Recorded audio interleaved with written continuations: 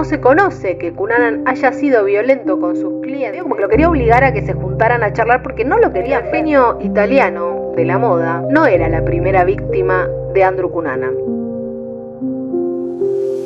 Bienvenidos a Gente que Mata Gente, el podcast donde te contamos crímenes reales con un poco de humor, mucha indignación y algunas preguntas sobre nuestra humanidad.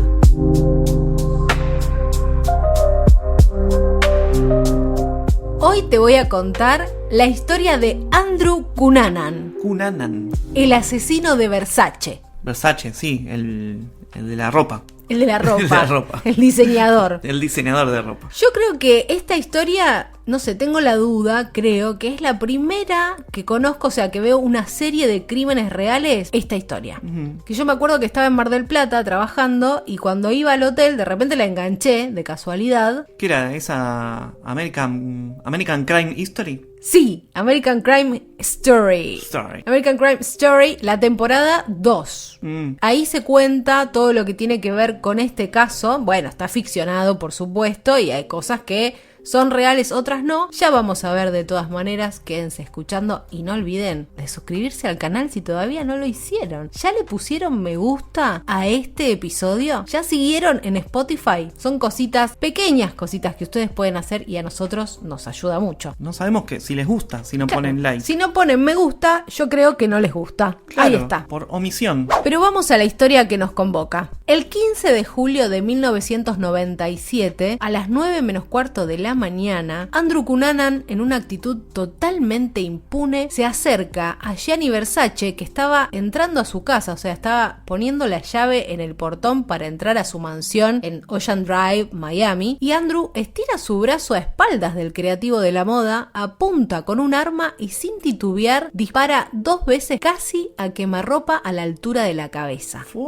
¿De espaldas? De espaldas. Una mujer es testigo, que es una testigo clave de todo esto que sucede, porque ella había pasado unos segundos antes por la puerta de la casa de Versace. De hecho lo ve, que se acerca a entrar, le sonríe. Se dice que Versace era de saludar, que era como muy agradable, amable. Entonces ella como que se da cuenta quién es y le sonríe y él le devuelve la sonrisa y sigue caminando. Y se da vuelta como para volver a mirar, ¿no? Ay, qué loco, me crucé a Versace. Y cuando ella se vuelve, ve la escena que se encuentra, que hay un joven apuntándole a la espalda y se queda petrificada viendo cómo en 2 segundos, digamos, le dispara y cae en la puerta de su casa. Lo vio todo. Ella lo vio todo. Al instante de que se escuchan, digamos, los disparos, sale gente de adentro de la casa de Versace, uno de sus colaboradores, que se encuentra con la escena de Gianni tirado en la escalinata de su casa, ya herido, desvanecido. Esta persona se llama Lázaro Quintana. Enseguida mira para todos lados como qué pasó y se encuentra con esta mujer que está en shock mirando la escena y le dice ¿qué pasó? ¿Quién fue? Y ella logra señalar a un muchacho que iba caminando tranquilo a media cuadra. O sea, le disparó y siguió caminando tranquilo,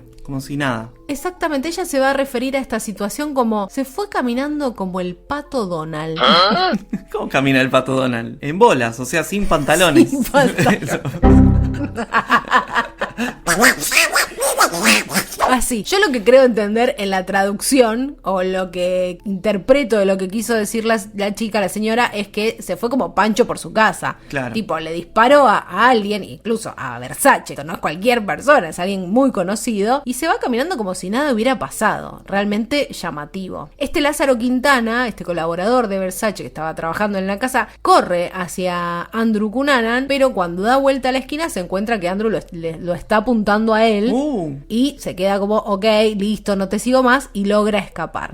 Entonces Lázaro vuelve a la puerta de la mansión, donde enseguida, bueno, alertan a la policía, piden la ambulancia y demás. Pleno día, esto. Pleno día, 9:15 de la mañana. Hasta el arribo de las autoridades, los médicos, la ambulancia, la policía, en la puerta estaba tirado Gianni Versace y su pareja y colaborador por más de 15 años, Antonio D'Amico, sale cuando se encuentra con la escena, vuelve a ingresar a la casa y se encierran como todos trabajadores y demás porque no entendían nada, ya habían llamado a la policía y todo, pero tenían miedo como si era un atentado, si iban a dispararle a alguien más, porque bueno, no entendían qué era lo que estaba pasando, obviamente todos actuando también en shock de lo que sucedió. La policía llega en minutos, la ambulancia también, y es trasladado de urgencia al hospital Jackson Memorial, donde llega con signos vitales débiles e inestables. Pero con una pilcha.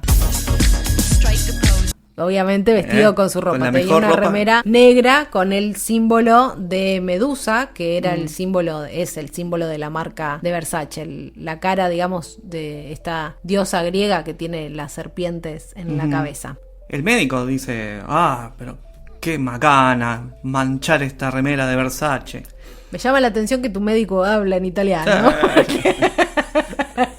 Es una remera de Versace manchada con la propia sangre de Versace. O sea, es única. Es única. Única esa remera. Una remera que tuvieron que cortar, además, para poder hacerle la reanimación. Dudaron en cortar. ¿Te parece? ¿La cortemos? ¿Sabes cuánto sale esto? Claro, ¿no? Todo un año tenés que trabajar para pagar esta remera. Finalmente los intentos son infructuosos. A las 9:21 de la mañana fallece Gianni Versace. Pero el genio italiano de la moda no era la primera víctima de Andrew Cunanan. Vayamos al principio de esta historia.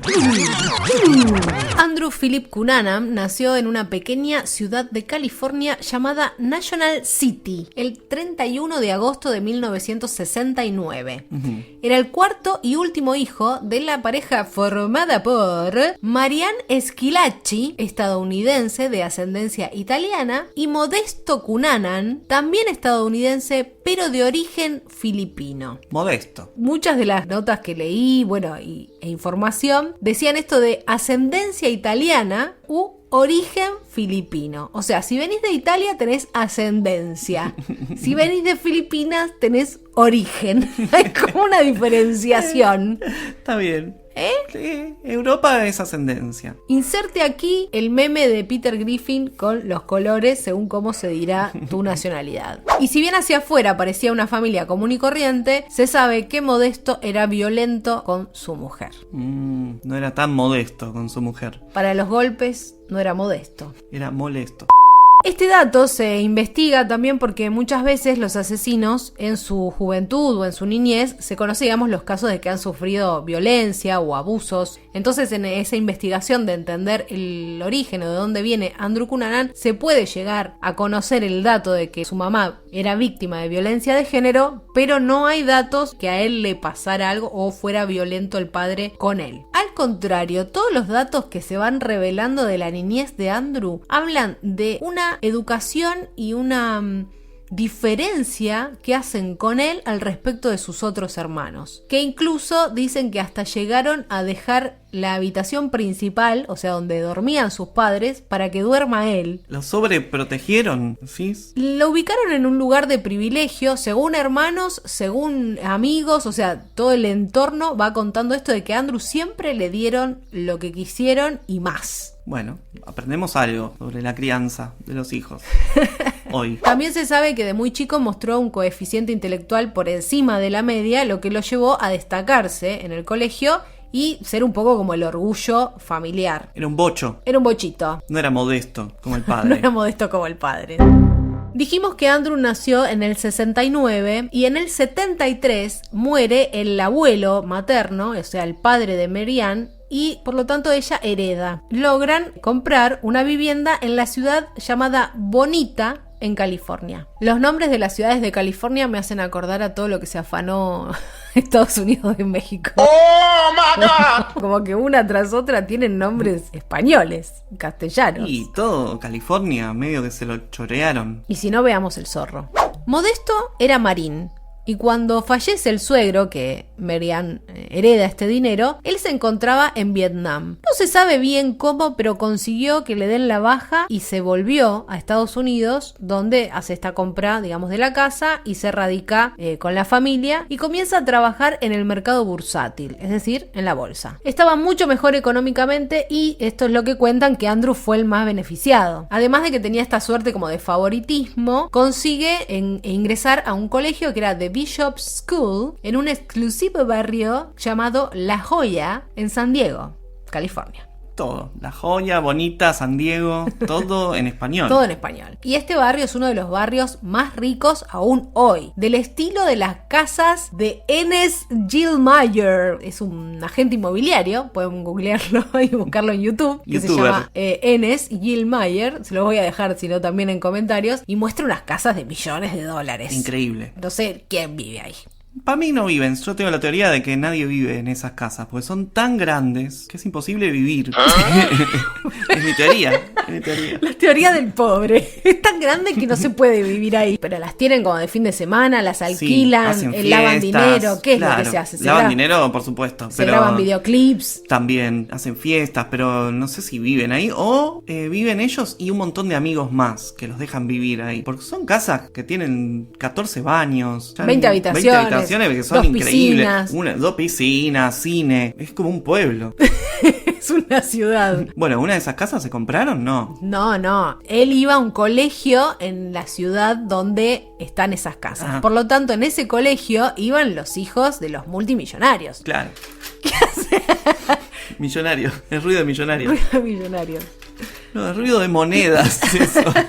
Entonces imagínate que él iba a un colegio top, rodeado de millonarios, se vestía bien, porque además, digamos, esto de que el padre trabajaba en el mercado bursátil, estaban en un barrio un poco más acomodado, la estaban pasando bien económicamente y recordemos que a él le daban todos los gustos, entonces se vestía bien, materialmente hablando, los padres le daban todo, así que la pasaba bárbaro. Iba con cepita, le daban todos los gustos, se compraba cosas en el kiosco de la escuela. Ah, sí, le daban para cepita, alfajores. Claro. Alfajor caro, triple. Pochoclo, todo. Todos los gustos.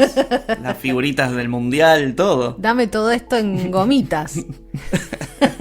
Y en el colegio, Andrew se destacaba no solo por su inteligencia y por cómo se vestía y cómo se mostraba, sino porque mentía de forma compulsiva e inventaba toda clase de historias. De que una vez la madre le puso en su lonchera langosta para almorzar. Ah, ¿viste? Tenía razón, yo. Le dan todos los gustos. Porque eso en el kiosco no había. No había. No hay langosta. ¿Langosta? ¿No tenés? Me das un sándwich de milanesa y... No, un sándwich de langosta quiero. Un sándwich, aparte.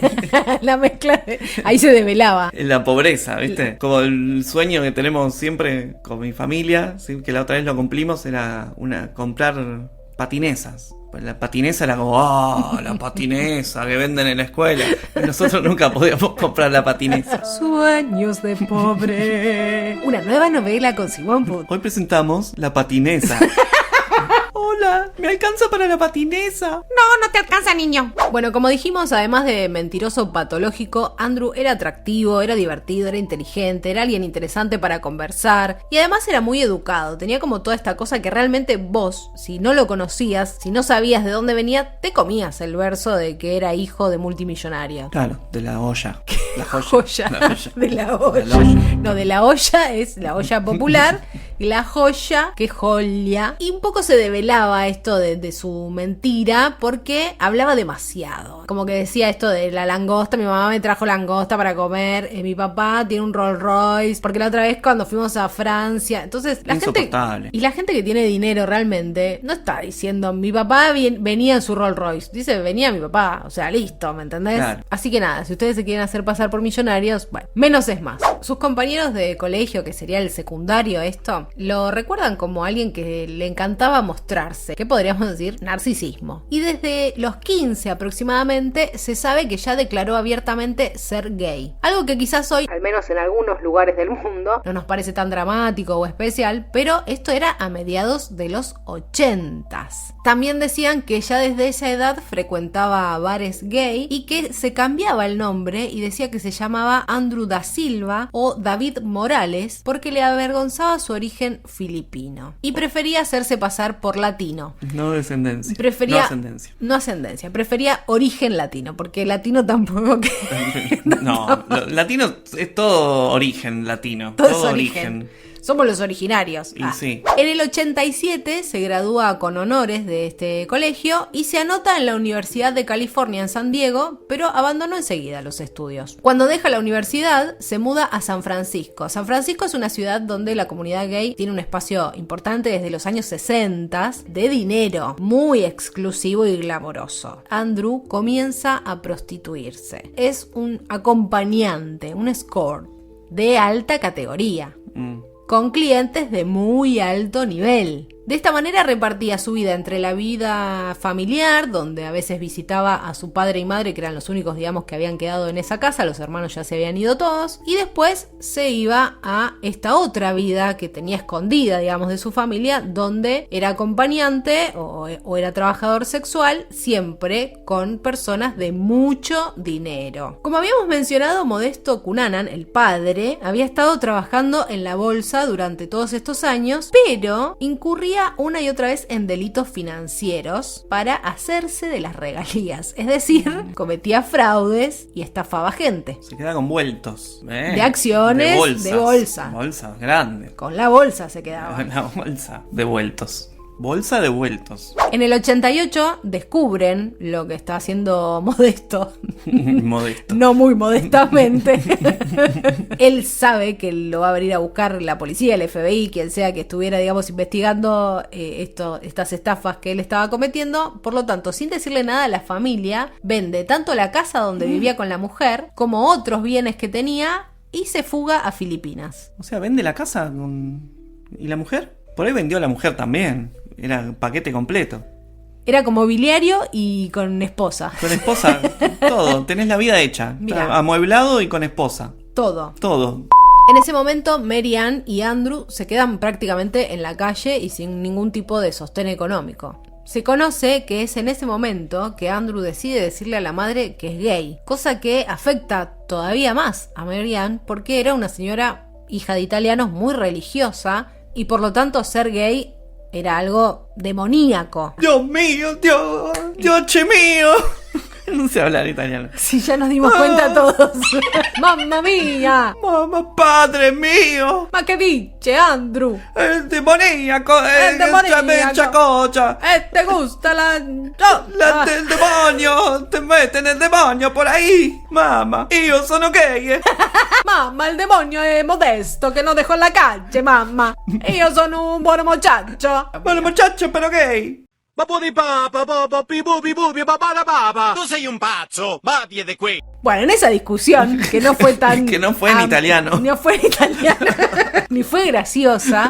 Se pelean. Andrew la empuja a la madre contra la pared, le disloca el hombro derecho y tiene que ser atendida en una guardia y todo esto queda registrado porque fue atendida en una guardia. Por lo tanto, Modesto se fue, pero la violencia la siguió viviendo de parte de su hijo. Andrew de alguna manera no podía creer lo que había hecho su padre, porque el padre también era un vendehumo al que él le compró todas esas historias, algo que él repetía con sus amistades, ¿no? El mismo modus operandi de inventar cosas, bueno, evidentemente tenía ahí el ejemplo. Se va a Filipinas a buscar al padre y lo encuentra viviendo en una choza al lado de la casita del hermano, o sea, como un tío de Andrew. No cabe en su cabeza todo eso, como diciendo, de la opulencia, de vivir, de ir al mejor colegio, de yo vestirme así, de creerme un montón, pensando, se fue con el dinero. ¿Dónde está el dinero? No había dinero, evidentemente lo que vendió, lo que sea, no sabemos, no había dinero y el padre vivía en una choza. Tan poco dinero tenía y tan cegado Andrew estaba que él se había ido hasta Filipinas solo pagando el viaje de ida y no tenía para volver, pensando, bueno, mi papá me va a pagar el pasaje. Por lo tanto, se dice que tuvo que prostituirse en Filipinas para poder juntar el dinero para pagarse su viaje de vuelta. Finalmente junta el dinero necesario y vuela a San Francisco. Una biografía pone que en este momento Andrew seguía buscando patrocinador para sus caprichos.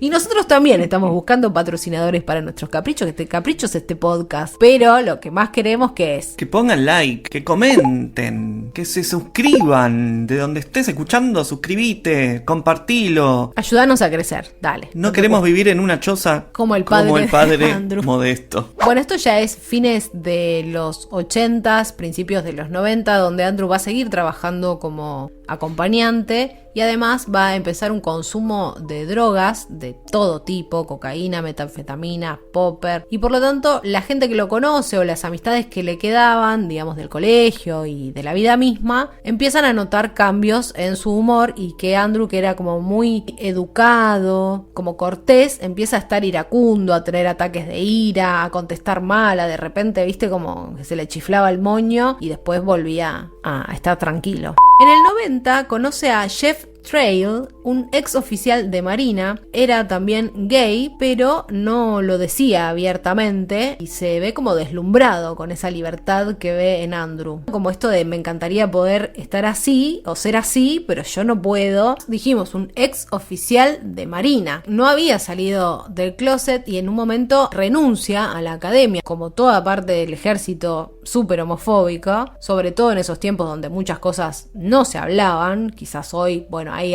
cierto avance. Si descubrían que alguna persona era gay, básicamente los mataban a los golpes. Él, en un momento, Jeff escucha que están golpeando a uno de sus compañeros a la noche mientras dormían, y él se mete para detener esa golpiza y sabe que si no se metía lo iban a matar. Pero eso queda como un poco en evidencia de que por qué él no hizo lo mismo que los demás, por qué detuvo esos golpes. Entonces empiezan a dudar de si él no era gay también y lo empiezan medio a perseguir. En un momento la CBS, haciendo una investigación, le pide a Jeff, entre seguramente otros oficiales, hablar sin que se vea su cara para contar estas historias, para que se sepa y denunciar, porque había como toda una movida de que esto dejara de suceder, de empezar a denunciar estas cuestiones. Cuento todo esto como para que se hagan una idea de la diferencia, ¿no?, de este amigo. Jeff era como muy cuidado con su intimidad porque había todo este mundo que sabía que era hostil, al cual él tenía miedo de enfrentarse. Y la familia, por supuesto, no sabía nada de que él era gay. Trail vivía en Minneapolis, mientras Cunanan vivía en San Francisco. Jeff, este amigo marino, conoce a David Manson, un joven y atractivo arquitecto. Ellos tenían 23 años en ese momento, y cuando se lo presenta a Andrew, porque Andrew iba y venía, o sea, lo iba a ver, una amistad que cada tanto viajaba y se veían, cuando Jeff le presenta a David, Andrew queda flasheadísimo con David y empieza a decir que es el hombre de su vida y al que esperó siempre, y se obsesiona básicamente con David, que era amigo de Jeff. ¿Tenía guita? No venía de una familia tranqui, pero sí tenía como una carrera súper prometedora porque era arquitecto en un estudio bueno y tenía pocos años, pero ya se perfilaba a ser alguien que iba a vivir bien. Pero sus orígenes eran de clase media, y Andrew Cunanan, para ganárselo, lo que hace es como invitarlo a David todo el tiempo, no sé, a cenas, a hoteles, todas cosas, como le invitaba a salir a lugares súper lujosos. ¿Qué hacía él? Se prostituía, juntaba plata y después le hacía creer que era su vida así siempre. Claro, que tenía guita él. Que tenía guita de su padre, que le había pegado en la bolsa y que trabajaba en Merrill Lynch. Y todo, bueno, inventaba todo. Mi padre que vive en una choza, que trabaja en la bolsa.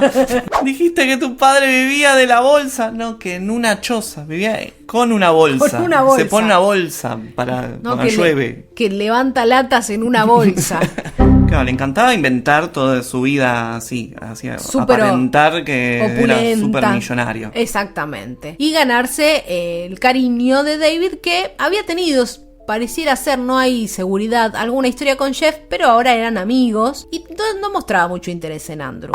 En el 94, Andrew conoce a Norman Blatchford, que era un millonario ex empresario ya retirado con solo 58 años, que le daba una mensualidad, o sea, era como uno de estos clientes que tenía, pero ya, viste, como una chica con cama adentro.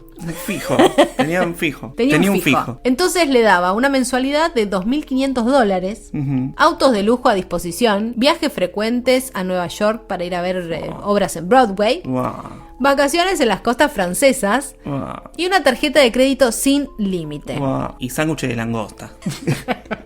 2 lobster sandwich, please. Justamente se cree que también parte de lo que él hacía y mostraba era todos los beneficios que le daba este millonario Norman, y él hacía creerle a David y a Jeff y a todos sus amigos que esto era cosas que él generaba con trabajos que inventaba que tenía. Y decía que estaba haciendo la escenografía de la película Titanic, porque encima decía cosas como muy grosas, no así nomás. Norman Blatchford había perdido hacía muy poco a su pareja de muchos años, que era Lincoln Aston, que había sido asesinado por un loco. Esto es todo lo que pude encontrar. Es decir, entró alguien a la casa y lo mata a golpes, pero no roban nada. Por lo tanto, creen que fue un crimen de lo que hoy llamaríamos un crimen de odio, por ser gay. Pero vamos a ver durante toda esta historia y en lo que sea que busquemos, que en este tiempo, si eras gay, como que no valía mucho la pena averiguar qué es lo que te pasó, porque sos ciudadano de segunda. Reportera del crimen agrega: según el último informe del Observatorio Nacional de Crímenes de Odio LGBT+, entre el 1 de enero y el 30 de junio de 2025, en Argentina ocurrieron 102 crímenes de odio, en los que la orientación sexual, la identidad y o la expresión de género de las víctimas fueron utilizadas como pretexto discriminatorio para la vulneración de derechos y la violencia hacia ellas. Esta cifra implica un alarmante incremento del 70% en comparación con el mismo periodo del año anterior. Se entiende que entonces Norman estaba muy vulnerable cuando lo conoce a Andrew, porque acababa de perder a su pareja en esa secuencia macabra, pero un tiempo después, ya cuando digamos el duelo iba pasando, Norman empieza a ver cosas de Andrew que no le cerraba. Es decir, al principio es como, bueno, vino alguien joven, atractivo, que sabía hablar de arte, ¿no? Que lo entretenía, que podía pasar un buen momento, que se sentía acompañado, que le gustaba, por supuesto, y como que el chabón, imagínate, súper millonario, $2.500 por mes, para él no era nada. Entonces, como que bueno, la estaba pasando bien, pero en algún momento empezó a darse cuenta que Andrew en realidad lo estaba manipulando, le pedía cosas irrisorias, ya se estaba pasando con lo que gastaba con la tarjeta, como que lo boludeaba, salía con otros y pagaba todo a todos, y ¿quién lo paga? Norman. Le cortó la tarjeta. No solo le cortó la tarjeta, sino que le cortó todos los víveres. Uy, no. Y Andrew pasó de vivir en una mansión de La Joya, California, al estilo Enes, ¡a la choza del padre! Hay gente que hace deportes, gente que viaja, gente que hace yoga. Y también hay gente que mata gente. Continuó trabajando como escort de categoría y si bien no se conoce que Cunanan haya sido violento con sus clientes, en realidad no se sabe, porque también se plantea la hipótesis de que muchos de ellos eran hombres casados, de dinero, y que probablemente si les robaba o los maltrataba, no denunciaban. Por lo tanto, de esta manera él conseguía dinero para seguir viviendo la vida que quería y repartía su tiempo entre esa opulencia, viviendo en casas de millonarios, a casas de amigos que también amigos del colegio que también eran de dinero. O sea, él se la pasaba de millonario en millonario, sea amigo, sea cliente, lo que sea, viviendo la vida loca con el dinero de otros. Ya en el 97, Jeff se enoja, el ex marino, porque Andrew manda una postal a la casa familiar de Jeff dando cuenta de que él era gay. Entonces se había enojado y estaban como medios peleados. Y Andrew le dice, bueno, nada, como, ay, no me di cuenta, ay, qué postal, ¿viste? Medio como que tira boludo. Y dice, no, pero voy a estar viajando para allá, para así nos vemos. Viste que vivían en Minneapolis, tanto Jeff como David,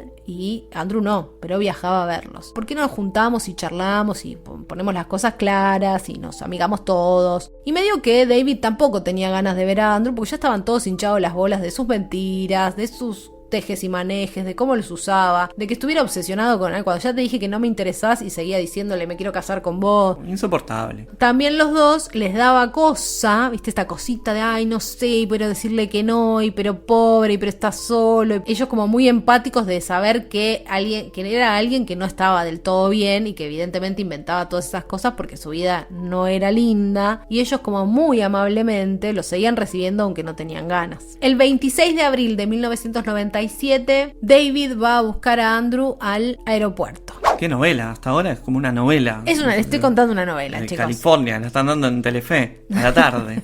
La cuestión es que, bueno, como dije, se quedaba en la casa de sus amigos, por lo tanto se queda, si bien David lo va a buscar, primero se queda en lo de Jeff y después se quedaba en lo de David. Cuando se queda en lo de Jeff, le roba un arma que tenía Jeff. Jeff no se había dado cuenta que se había llevado el arma, entonces Andrew le dice, me llevé tu arma y si la querés, vení a buscarla a lo de David, que voy a estar ahí y charlamos los tres. Medio como que lo quería obligar a que se juntaran a charlar porque no lo querían ver. De hecho, Jeff le había dado la llave de su casa y dijo, yo no voy a estar, toma, quédate estos días acá porque yo me voy a lo de mi hermana y cuando vuelvo ya está lo de David.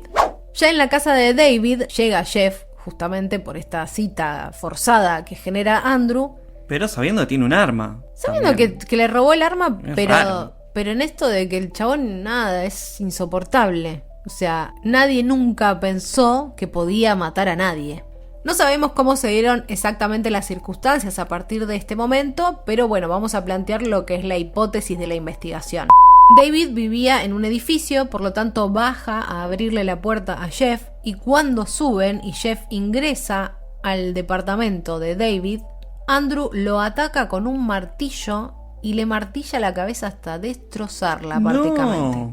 Se entiende que frente a esta situación David se queda totalmente en shock y no entiende ni qué está pasando, ni qué va a pasar, ni si lo va a matar a él también, ni por qué mató a Jeff. Además era un amigo querido de años y los tres se conocían hace un montón y nunca había mostrado algo que pudiera dar a entender que podía llegar a ser algo así. Se entiende que luego de esto Andrew actúa como si nada y de hecho se va a bañar porque queda totalmente ensangrentado. Amenaza a David de toda esta situación como diciendo, mira, está en tu casa, vos sos gay, otra persona que nadie sabía que era gay o algunos sabían pero un círculo muy íntimo, decir que eras gay te podías quedar sin trabajo, sin carrera, sin departamento. En la casa había algunas revistas pornográficas gay, por ahí algunos juguetes sexuales. Entonces todo esto, imagínense, en el año 97 era para que directamente a David lo prendieran fuego. La hipótesis es que lo amenazó con un montón de cosas posibles para que David se quedara como en el molde sin poder hacer nada y por lo tanto vive secuestrado por Andrew un par de días en su propia casa.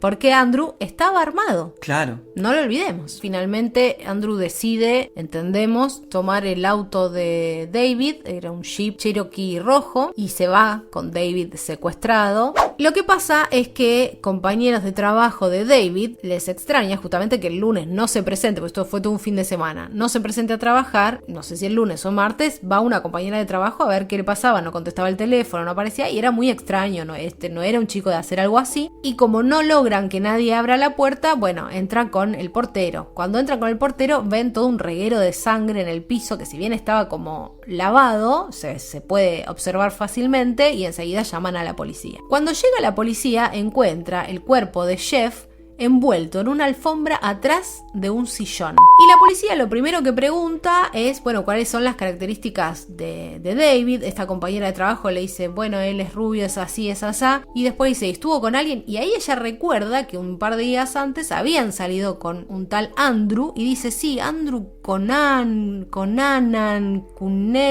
no sé, como que les tira más o menos el nombre. Y le dice, ¿y cómo son las características de Andrew? Y es de pelo oscuro, morocho. Cuando van a ver a Jeff envuelto en la alfombra, tratan de dilucidar con toda la sangre que había, obviamente por el tema de los martillazos en el cráneo. Dicen, esta persona tiene pelo oscuro. Por lo tanto, la policía, ¿qué dice? David mató a Andrew y se dio a la fuga.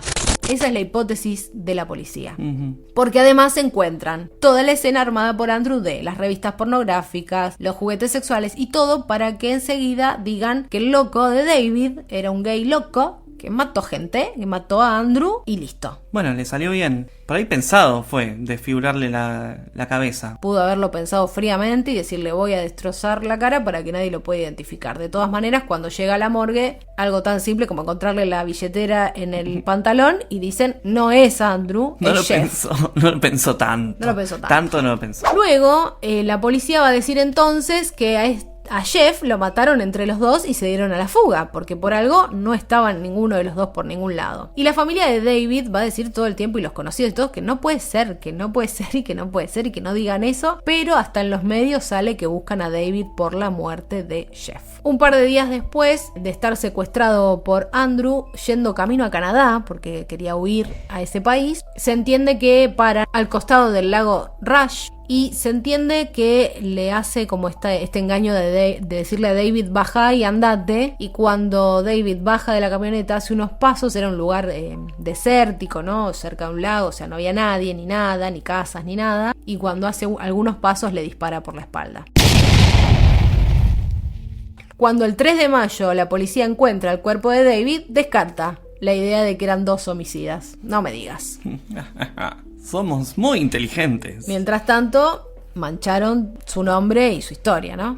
Andrew sigue escapando, no sabemos por qué decide no llevar a cabo su idea de cruzar a Canadá y vuelve hasta Chicago. Que volver a Chicago desde donde estaban eran como 900 kilómetros. En ese camino se comunica con uno de sus clientes de nombre Lee Miglin, que era un arquitecto de 72 años, millonario, casado, que sin embargo justo ese fin de semana que él lo llama para ver si estaba disponible para verse, para darle sus servicios, ¿no? Justo la esposa de Miglin estaba de viaje. Que la esposa de Miglin hacía como promociones de perfumes y productos por televisión, y yo cuando la vi me acordaba como un poco del personaje que hace la mamá de Bridget Jones, aquellos que hayan visto la película, que la madre aparecía en la tele como en televentas vendiendo cosas, mostrando productos. Bueno, esta señora se dedicaba a esto, era una emprendedora, y bueno, ese fin de semana que ella estaba de viaje, justo Andrew lo llama y le dice que va a estar por ahí. Lee le dice, bueno, dale, venite, y cuando Ann Miglin, la esposa de este señor, vuelve de viaje, le extraña que su marido no la haya ido a buscar como siempre al aeropuerto, y que llamaba a la casa y no le contestaba, y que llamaba al auto porque tenía un auto con teléfono y tampoco le contestaba. Todo le parece muy extraño. Bueno, se toma un taxi, se va a la casa, y cuando llega ya siente como que algo pasa porque no estaba el marido en la casa. Intuitivamente si acá pasó algo, entonces llama a unos amigos que vivían cerca y a la policía. La policía llega, revisa toda la casa, y en ese revisar toda la casa ve como que alguien había dormido en la cama porque estaba toda revuelta la sábana, que habían comido porque habían dejado la cocina como toda sucia, como que se prepararon cosas para comer. Lo cual está bien, pero no nos pasaría a nosotros si desaparecemos y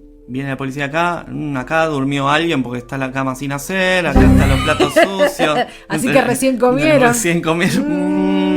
Ayuda a la investigación ser ordenados y limpios. Nosotros no colaboramos con la policía. No. De ninguna manera. De ninguna manera. No lavo los platos porque no colaboro con la policía. Listo. Los oficiales van recorriendo toda la casa, habitación por habitación, van encontrando como estos indicios, pero no encontraban a el dueño de casa, Lee Miglin. Finalmente, y un rato largo después, llegan al garage que estaba en una parte separada de la casa. O sea, la casa era como un terreno y el garage estaba en otro. Y allí sí lo encuentran asesinado. Miglin estaba atado, había sido torturado y apuñalado más de 20 veces con un destornillador de una caja de herramientas de ahí del garage. Andrew Cunanan, luego de esto, se ve que comió, durmió, robó cosas de valor de la casa y se llevó un Lexus LS400, que es un auto verde, que busqué para tener una idea, que vale hoy más o menos 50 lucas verdes. Y a la vuelta de la casa de Miglin estaba estacionado el Jeep rojo, que era de David, el arquitecto, el chico del que él estaba supuestamente enamorado, decimos nosotros no, obsesionado, y mató antes. Por lo tanto, las autoridades dicen, este Jeep es de David, que sabemos que estamos buscando a este Andrew Cunanan, que ya lo tenían fichado, y encuentran en la escena de este crimen del garage huellas de Cunanan por todos lados y por la casa. Por lo que a partir del 5 de mayo, Andrew pasa a ser una de las 10 personas más buscadas por el FBI. ¡Wow! Llegaste, Andrew. ¿Vos querías estar ahí? Ahí está. ¿Cuándo llegó? Cuando mató al rico. La familia de Lee Miglin va a decir siempre que entraron a robar y lo mataron con saña. Nunca va a admitir que contrataría los servicios de Cunanan. El Lexus, este auto verde, tenía teléfono. Pero con cable. Y con cable y con antena afuera del auto para que la subías para poder comunicarte. No me digas que lo llamaron. Hola. Hola, ¿vos te llevaste mi auto? Lo que hace la policía con inteligencia. Ponele. Hasta ahora no veo mucha inteligencia. Bueno, se le dice así cuando se hace investigación. No es que eran inteligentes, sino que hacen inteligencia. Se dan cuenta de que cada vez que arranca el auto, cada vez que se arranca ese Lexus, el teléfono da una señal. Entonces pueden ver dónde está. No pueden ver durante el recorrido, solamente cuando arranca el auto o usa el teléfono. Hace un pip. Claro, Andrew no usaba el teléfono, obviamente, para que no lo rastreen, pero no sabría esto de que cada vez que lo arrancaba, tiraba una señal de dónde estaba, geográficamente. Así se inventó el GPS. Estaba pensando eso, muy bien. O esos de búsqueda ahora de autos que te pones... El Low Jack. Low Jack. Inventaron el Low Jack. Es más, uno de los oficiales se llamaba Jack Low. Y tuvo una idea brillante ahí. Andrew venía escuchando la radio y la información de que la policía lo estaba rastreando a partir de esto se filtra y lo dicen. Pero... Entonces, evidentemente, él lo escucha, por lo tanto destruye la antena, destruye el teléfono, se da cuenta que tiene que cambiar el auto. Para esto va a matar a William Reese, que era un cuidador de cementerio, que es lo que se llama estar en el lugar equivocado, en el momento equivocado, porque el señor lo único que hizo fue pasar con su camioneta, que Andrew lo vea y diga, listo, me voy a llevar esta camioneta. Después de matar a este hombre, William se lleva su camioneta y deja el coche verde Lexus fuera de la casa de William, por lo tanto enseguida atan los cabos. Sin embargo, él, una vez que se va con esa camioneta, se va hasta Miami, donde llega el 12 de mayo y la abandona ahí, con una patente cambiada, para que no sea fácilmente reconocible.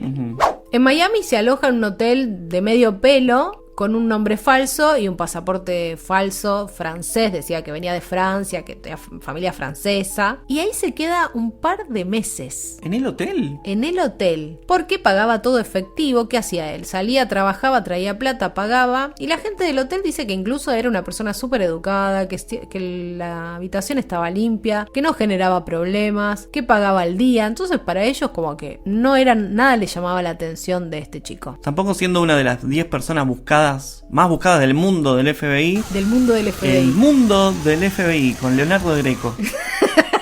Bueno, sí, se critica mucho la investigación justamente porque aparecen todas las fotos de Andrew, viste que se ponen como puede aparecer, tipo con anteojos y un anteojo, con el pelo así, con el pelo asá. Claro. Pero evidentemente, por más que estaba en la lista y demás, no había un trabajo de empapelar ciudades con su cara. Pero no Y sé además, cómo es. Pero en un hotel, lo primero que tiene que hacer el FBI es dejarlo en un hotel la foto. Mirá, si se llega a venir este que está prófugo, nos llamás. Pero tenías que empapelar todo Estados Unidos. Claro. Está bien, yo te entiendo, sí. La verdad que sí, si son los 10 más buscados, empapelar todo el país. Bueno, evidentemente en este momento no lo hacían. No eran tan buscados. Eran los 10, pero no buscamos tanto. Los 10 que no buscamos tanto. Me Le vamos encanta. a poner así. ¿Los 10 más buscados de qué, chicos? Los más buscados, y no estás haciendo nada. ¿Y cómo buscan a los más buscados? Esperamos que aparezca. Tenemos en la web una pista. los datos, por si quiere la gente La web que ver. recién empezaba. Bajabas una foto y tardaba 2 horas. Una mezcla de Dial-Up con los Simpsons, no sé.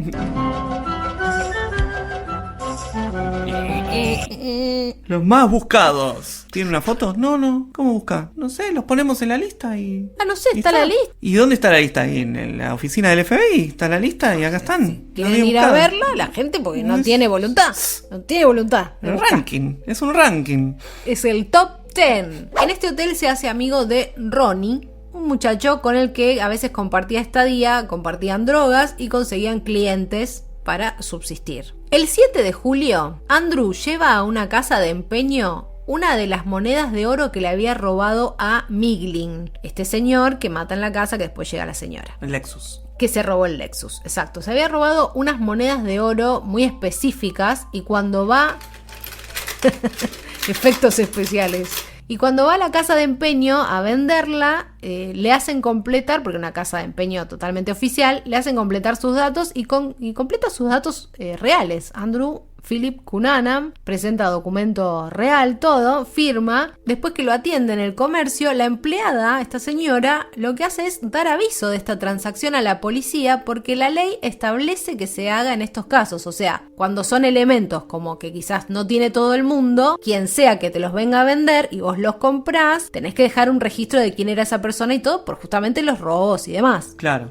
Y aparte, bueno, moneda de oro. Era una moneda Podía de venir oro de 1800. labrada, claro. Era algo especial de colección. Un pirata. Vengo a vender esta moneda de oro. ¡Ay! Bueno, esto sucede el 7 de julio. Anotemos, ahí hace la transacción, la señora le da aviso a la policía como la ley dice y el hombre más buscado no es buscado. El 11 de julio, o sea, unos días después de esto, va a comprar comida a un lugar, como cualquier día, y un empleado lo reconoce porque había visto días o noches anteriores el programa Los Más Buscados. Ah, entonces es eso. Los más buscados lo usan para hacer el programa de los más buscados. Nada más. No es que los estén buscando, sino que el ranking de los más buscados son estos. Es un reality para que la gente los busque, en realidad, no la policía. Ah, no vamos ¿Qué nosotros no vamos a buscar? No lo vamos a buscar nosotros. Hacemos el ranking nosotros. Pon la fotito, el nombre. ¿Qué más querés? ¿Eh? Este chico del restaurante se da cuenta, llama a la policía, pero Andrew también se da cuenta de que lo reconoció y se da la fuga. Entonces, para cuando llega la policía, Andrew ya no estaba en el local ni en las inmediaciones.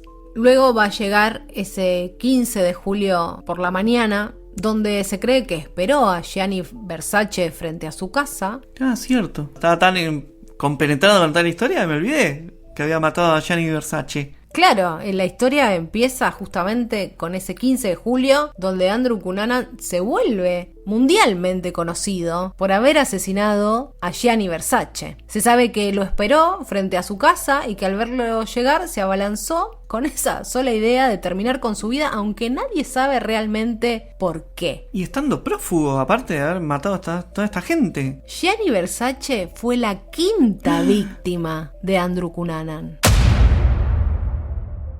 ¿En cuánto tiempo fue todo esto? El 27 de abril se sabe que es cuando asesina a Jeff, el primer asesinato. Luego, en los días siguientes, asesina a David, que es encontrado el 3 de mayo, no tenemos exactitud. Y luego, el 4 de mayo, es encontrado Lee Miglin.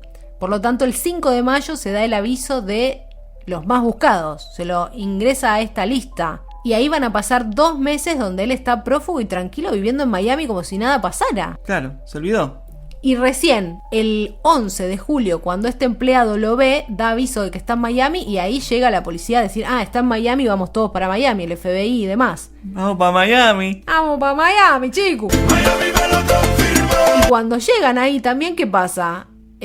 La señora que le había vendido la moneda, porque llegan ahí y dice, pero chicos, yo esto se los avisé el 7. Según dice la ley. 4 días antes de lo del chico de la comida, porque si al chico de la comida no le daban bola, se perdían esto que además tenía la señora la hoja completada, el formulario con a puño de letra de Andrew con los datos reales. O sea, no le importaba nada, no creía que no lo iban a atrapar de ninguna manera, impune. Total. Y un poco de razón tenía. Obviamente, luego de asesinar a este genio de la moda, todo se enardece porque no mató a cualquiera. Entonces vamos a hacer algo ahora. ¿Pero por qué? ¿Por qué? ¿Qué lo llevó a matar a Versace? Nadie sabe. ¿Nadie sabe? Nadie sabe. ¿Pasó por ahí y lo mató? No, tampoco pasó por ahí y lo mató. Sabía esperaba. quién era, lo estaba esperando y se acercó y le disparó. No se sabe exactamente. Hay muchas versiones, pero todas son versiones que nosotros solemos llamar fuente de los ravioles, ¿no? Muchos saben que hablaba de Versace, algunos decían que contaba historias de que lo había conocido,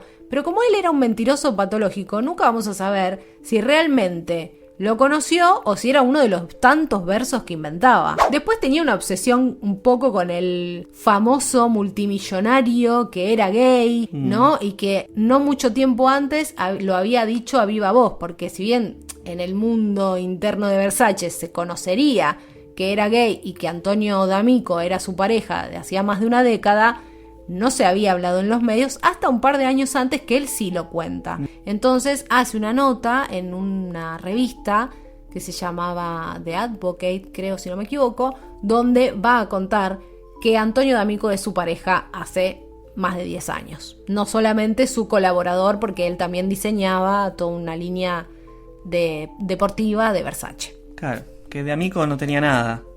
Que de amigo no tenía nada. Muy bien, sí, voy.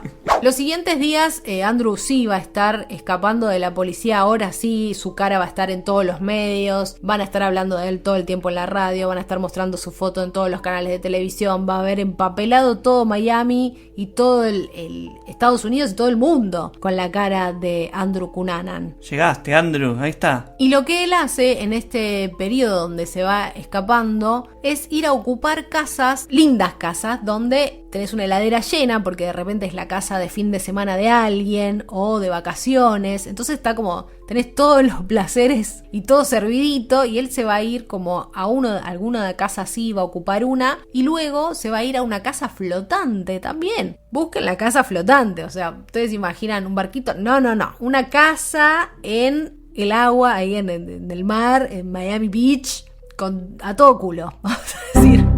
Con terraza, con varios pisos, con cocina, living, todo lo que quieras. Es buena, esa de ir a casas que están vacías con la heladera llena. Ojo, Ojo. Ojo. Estaba totalmente cercado por la policía, por lo tanto en esta última casa flotante donde está él no podía salir y se alimenta con lo que sea que había en la casa. El problema es que en un momento los alimentos se terminan. Y él se cree que quizás intentó salir, pero se encontró con esta búsqueda frenética de que de ninguna manera iba a poder pasar desapercibido ya. Y no podía pedir. Y no había pedido una pizza. ya. Y lo atendés con, no sé, una toalla. Una toalla en la cara, Recién un poco. salgo de bañar, me dejás la pizza, a mí me estoy secando la cola. Todo muy sospechoso. Pero sobre todo porque no creo que alguien que viva en una casa flotante de ese estilo pida una pizza. En todo caso va a pedir sándwiches de langosta. Because she's your lobster. Bueno, ¿qué sucede? En esta casa que se sabía que no había nadie, alguien ve movimiento de unas luces y llama al cuidador y dice, che, estoy viendo, por ejemplo, no sé, luces en la casa de los Jefferson. Y ellos no están acá. Entonces el cuidador dice, señora, que se tranquila. No, el cuidador no habla así. Dice, quédese tranquila, voy a ir a chequear. Este cuidador, cuando ingresa a la casa, ve como que hay alguien que está viviendo ahí porque ve cosas desordenadas y demás. Y hace como la voz, viste, de, hay alguien ahí. Clásica. ¿Cómo Es les clásico. gusta a los yankees? Hola. ¿Hay alguien ahí? ¿Hay alguien ahí? ¿Quién anda ahí? Hello. Hello. Cuando este hombre está entrando, escucha un disparo y él sale corriendo y llama a la policía. No va a preguntar, ¿quién disparó? Hola. ¿Ese disparo de dónde viene? Esto es el 23 de julio de 1997. Finalmente la policía entiende que puede ser Andrew Cunanan quien está en esta casa flotante y por lo tanto cerca todo. A todo esto, mientras van a ingresar el helicóptero de las noticias mostrando, ¿no?, la parte de arriba de la casa, bueno, toda esta cosa, toda esta parafernalia de venta por el asesino de Versace. ¿Pero cómo cercan la casa? ¿Con botecitos? No te hagas el inteligente. No, viniendo Sí. del FBI. Mirá, no sé, porque si los más buscados los buscaban así, no sé cómo hacían. Pero entiendo que sí, que estaría toda la policía de a pie Lanchas. de un lado y del otro lado estaría la guardia, ¿cómo se llama? Costera, la guardia costera. La guardia. La guardia costera. Baywatch. Llamen a David Hasselhoff. Y iba en malla. Y corriendo en Some people say... en cámara lenta. La policía, sin que yo sepa bien cómo la rodea, logra ingresar a la casa y lo que va a encontrar es que Andrew Cunanan se suicidó y se entiende que ese disparo que escucha el cuidador en realidad es el tiro del suicidio. Seguramente al ver que ya no tenía escapatoria y que lo único que le iba a quedar era estar no solo preso de por vida, sino que esto es en Miami, por lo tanto estado de Florida, y no hacía mucho habían vuelto a instalar la pena de muerte. Por lo tanto él dijo, o me mato yo o me mata el Estado, y se pegó un tiro. Que te mate el Estado, no. Con la nuestra.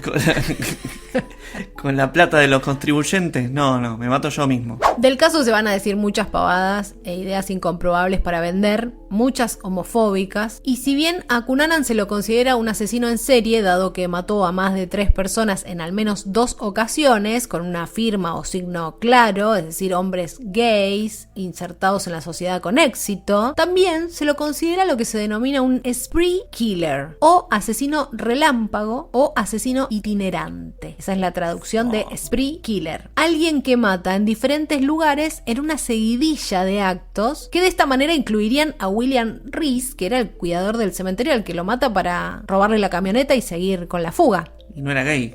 Y no era gay. Este término, spree killer, justamente habla de alguien que se dedica a cometer múltiples asesinatos en un corto periodo de tiempo y en distintos lugares. Me hizo acordar al caso que recientemente tuvimos de La Hurta, el femicida que mató a su ex mujer, a la suegra en Córdoba, y al remisero que lo llevó, lo mató en Entre Ríos, ¿no? Todavía el caso está en investigación. Juan Pablo Pereira, un psicólogo, hace un perfil de Cunanan y dice que Andrew usaba un patrón para vincularse vincularse con los demás, donde exhibía sus delirios de grandeza, inventaba vidas paralelas y en todas ellas era exitoso, lo que muestra una compleja personalidad narcisista. Y dado estos rasgos narcisistas, dice, podemos asumir que Andrew no toleraba el rechazo y que además exigía siempre ser adulado y admirado por todos, como un niño sobreprotegido que a su vez está inmensamente solo.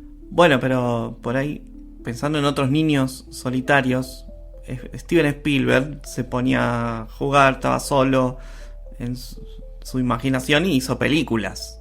No, claro, evidentemente este chico tenía problemas importantes que no habían sido ni identificados ni tratados.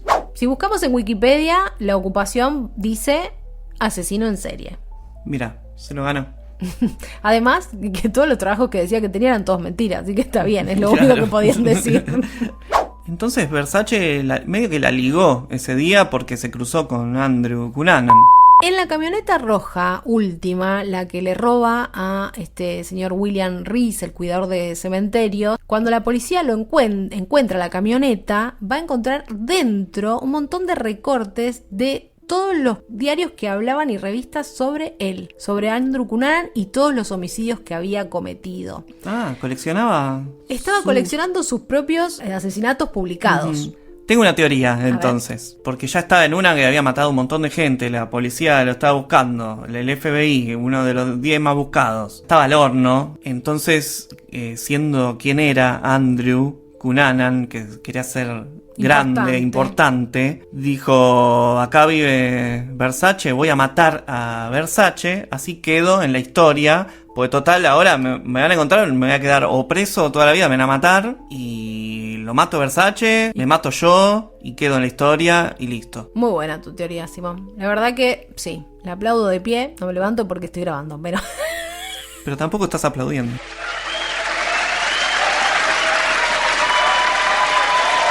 La verdad que mientras lo estabas diciendo, de repente dije, ya sé para dónde va. Sí, tal cual. Es muy probable que él supiera que en cualquier momento lo iban a agarrar, lo iban a prender y dijera, voy a hacer algo para que me conozca todo el mundo y para que todos hablen de mí, porque su narcisismo iba por encima de los hechos y por supuesto de empatía nada y por supuesto un perfil psicopático total. Y lo logró un poco porque quedó ligado a la historia de Versace, uno de esas vidas que quería él. Nunca que busques Versace no te va a aparecer el nombre de Andrew Cunanan, así que lo logró. Lo logró. Llegamos al final de esta historia y si llegaste hasta acá, no puede ser que todavía no hayas puesto tu like. No lo puedo creer. Vos estás escuchando y todavía no es un dedo solo. Es eso acá. Suena. Ni siquiera es un botón. Suena muy raro que digas, es solo un dedo. Es solo un dedo. Tantos gays en esta historia que bueno. Bueno, si llegaste hasta acá, comentá diciendo, Simón, te zarpaste. Y nos escuchamos en la próxima entrega. Pero les cuento que este episodio va a tener extras. ¿Cómo extras? Va a tener extras, así que quédense atentos. Y para ustedes, los que dicen, ay Lula, dale, que quiero más, quiero otra historia. Para ustedes, vos que estás ahí, te llevas la exclusiva de saber que si entras a Instagram y buscas gente que mata gente, ya tiene cuenta. ¿Tenemos cuenta? Tenemos cuenta, pero nos tenés que empezar a seguir y compartirlo con toda la gente, por supuesto. Así que ya sabes, nos buscas en Instagram, fácil, nuestro nombre, Gente que Mata Gente. Gente que mata gente. No olvides suscribirte al canal si todavía no lo hiciste. Si te gustó, dale like al video y compartilo con alguien más. Y así entre todos aprendemos a cuidarnos de la gente que mata gente.